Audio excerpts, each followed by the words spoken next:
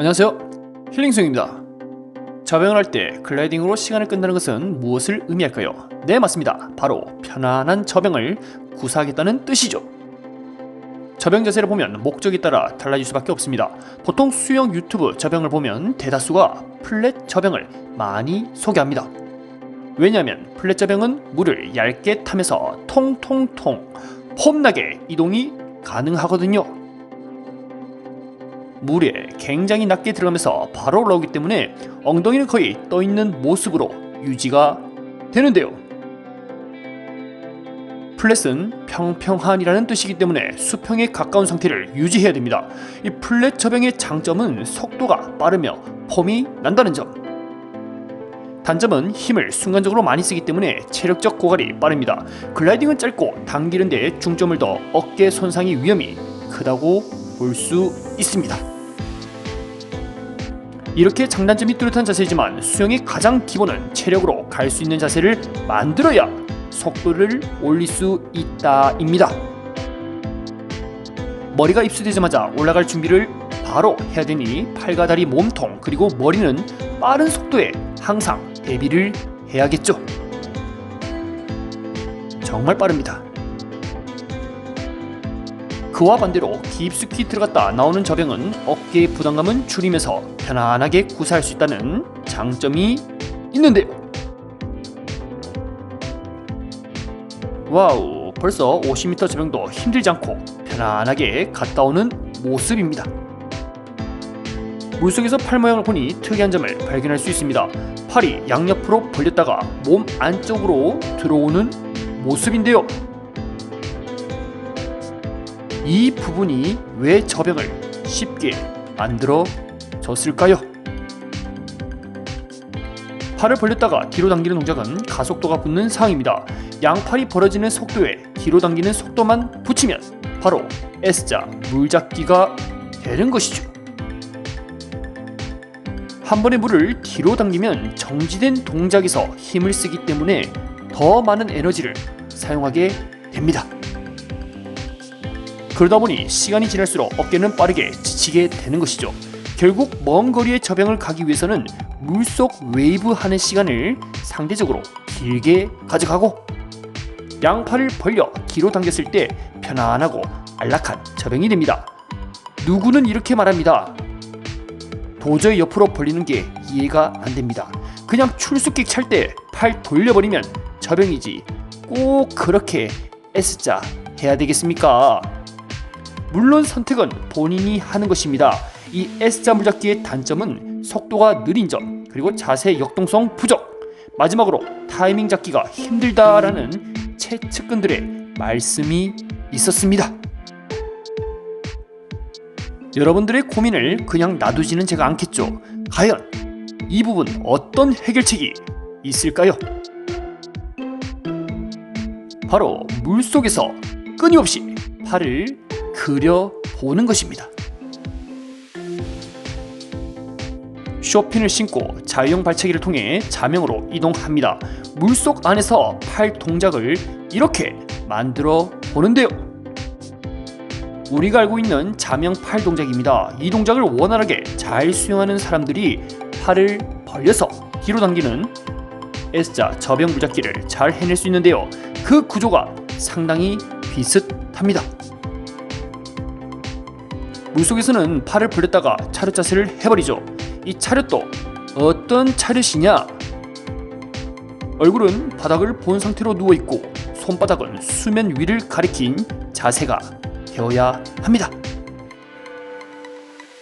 아참, 이 동작을 하기 전에 쇼핀 착용하고 자유형 발차기만으로도 완주는 가능해야 됩니다. 몸이 쉽게 떠버리면 안 된다는 말씀입니다. 팔이 기입돼도 다리는 온전히 자신의 역할을 해야 하기 때문이죠. 이렇게 벌려서 차렷하는 자세가 되기 전에 벌려서 팔을 한 바퀴 돌려버리면 그것으로 S자 물잡기는 완성이 되는 것입니다. 우리가 S자 물잡기의 타이밍을 놓치거나 어색함을 느끼는 이유는 사실 웨이브 능력의 부족이라고 볼 수 있는데요. 팔 모양을 벌려서 돌리는 것은 하겠는데 과연 어느 타이밍에 해줘야 할까요? 올라가는 상승 타이밍입니다. 이 물속에서 몸이 올라가면서 웨이브를 타는 시간대가 따로 있습니다. 우리가 이 타이밍을 자주 놓치는 이유는 출수킥을 미리 차버렸기 때문인데요. 출수킥을 차기 전 팔은 벌리는 과정을 거치고 있어야 됩니다. 그리고 팔꿈치가 구부려 뒤로 당기는 동작과 함께 출수킥은 연결이 되는 것이죠. 기다림의 미학. 여기서 질문이 나올 수 있겠죠. 아니, 발등을 누르는 출수킥 너무 아래에 있는데 괜찮나요? 여기서 괜찮냐 안 괜찮냐는 답이 될 수 없습니다. 지치지 않고 더 멀리 편안하게 갈 수 있느냐라고 질문한다면 다리는 아래쪽에 있는 것이 체력을 아낄 수가 있습니다. 물론 저항을 많이 받는 자세이며 속도가 비록 느리지만 이렇게 편안한 자세를 못 만들고 납작한 저병, 즉 플랫 저병을 하기에는 더 어려움이 많겠죠. 저병을 가장 마지막에 배우는 이유는 복잡성에서 난이도가 높기 때문인데요. 우리가 처음에 배웠던 자유형은 발차기, 네 마음대로 해도 큰 문제 없습니다 라고 표현을 할 정도인데요.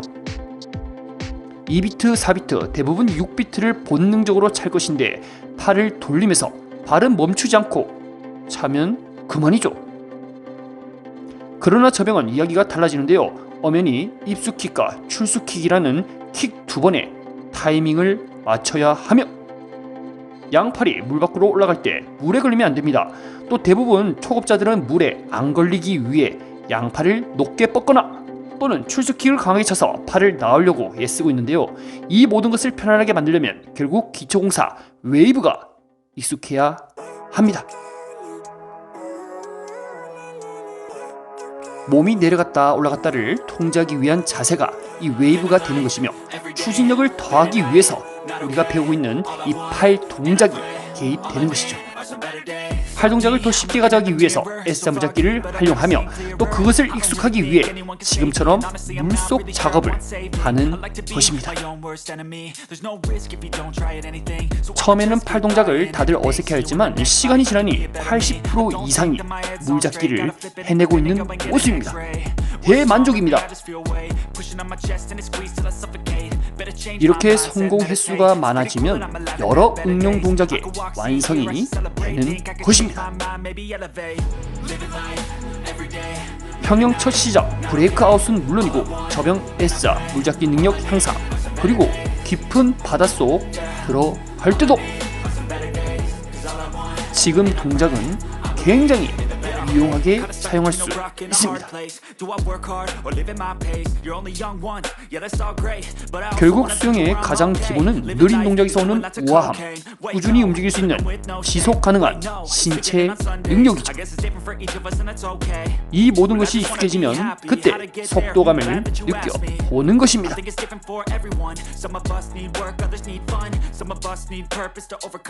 신체는 빠른 속도에 익숙하지 않는데 무작정 빠르게 움직이면 부상의 위험성은 당연히 커질 수밖에 없습니다. 플랫 저병 자체가 위험한 것이 아니라 준비가 안 되어 있는 이 신체로 인해서 어깨를 다치게 되는 것이죠. 어깨 회전근개는 한 번 파열되는 순간 최소 일주일은 수영을 쉬어야 합니다. 즐겁고 행복한 수영에 부상이라는 악재가 있다면 굉장히 괴롭겠죠. 충분히 좋은 체력과 안정된 자세를 갖췄을 때 빠른 저병에 도전하시길 바랍니다. 결론적으로 S자 물잡기 저병을 통제할 수 있을 때 플랫 저병에 도전하시길 꼭 추천드립니다. 오늘도 영상 시청해주셔서 감사합니다.